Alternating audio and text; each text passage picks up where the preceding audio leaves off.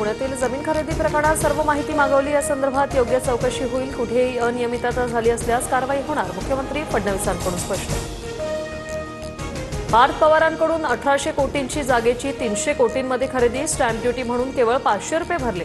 अंबादास दानवेंचा पार्थ पवारांवर आरोप, तर कोणता नियम पाळला? पार्थ पवारांनी सांगावं, दानवेंचं आव्हान।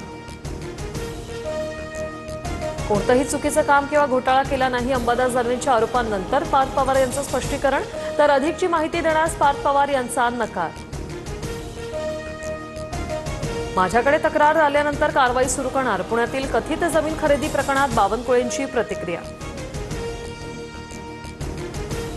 पुण्यातील जमीन खरेदी व्यवहार रद्द व्हावा, कलम 420 अंतर्गत गुन्हा दाखल करा। पार्थ पवारांवरील दानवेंच्या आरोपांनंतर वडेट्टीवारांची मागणी, तर ईडी सीबीआय आता झोपलेत का, वडेट्टीवारांचा सवाल।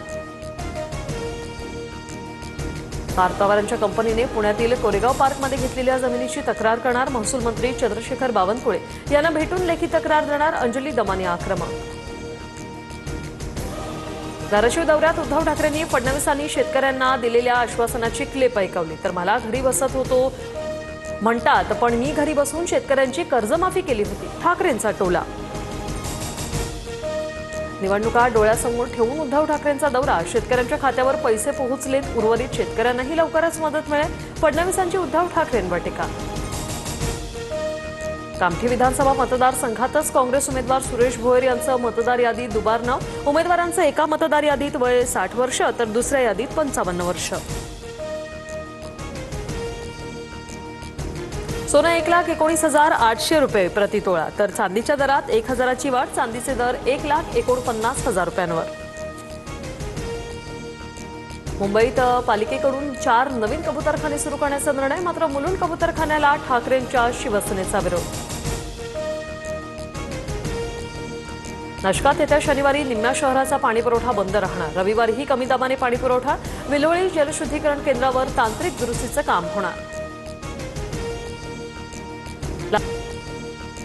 नागपुरात तलावात पोहताना 4 जणांचा बुडून मृत्यू, रामटेकमध्ये मामा भाचीचा तर पारशिवनीमध्ये 2 मित्रांचा मृत्यू।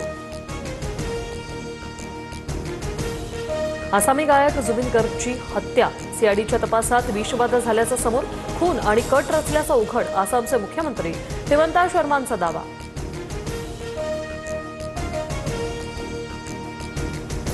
बिहारच्या 121 विधानसभा मतदारसंघासाठी 11 वाजेपर्यंत बिहारमध्ये 27.65% मतदान, सकाळच्या सत्रात मतदान करण्यावर मतदारांचा भर।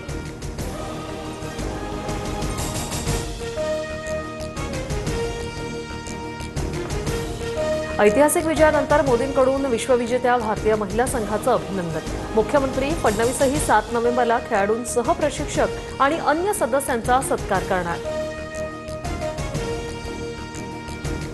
नासा आणि इस्रो यांनी संयुक्तरित्या विकसित केलेला निसार उपग्रह उद्यापासून कार्यान्वित होणार।